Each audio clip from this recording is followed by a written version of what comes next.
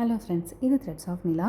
இப்போ நம்ம என்ன பார்க்க போகிறோம் அப்படின்னா, ராகி தோசை எப்படி செய்கிறதுன்னு பார்க்க போகிறோம். ஆல்ரெடி ராகி தோசை மாவு ரெடி பண்ணுற ரெசிபி வந்து நான் போட்டிருக்கேன்.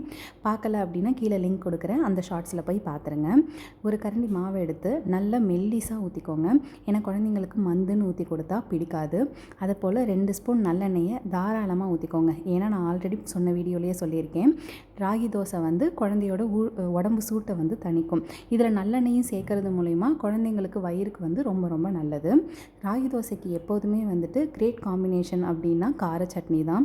ஆனால் பாப்பாவுக்கு வயிறு வலி இருக்கிறதுனால நான் கார சட்னி கொடுக்கல, தக்காளி சட்னி தான் செஞ்சேன். கூட பாசிப்பருப்பு சாம்பாரும் வச்சுருக்கேன்.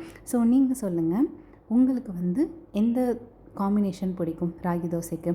தக்காளி சட்னியா இல்லை பாசிப்பருப்பு சாம்பாரா? கமெண்ட் செக்ஷனில் அப்படியே சொல்லிவிடுங்க. வீடியோ பிடிச்சிருந்தா லைக் பண்ணுங்கள். அப்படியே நம்ம சேனலை சப்ஸ்கிரைப் பண்ணிக்கோங்க. இந்த மாதிரி குழந்தைங்களுக்கான ஹெல்த்தி ரெசிபி அப்பப்போ நான் அப்லோட் பண்ணுவேன். நீங்களும் பார்த்து செஞ்சு கொடுங்க. தேங்க்யூ ஃபார் வாட்சிங்.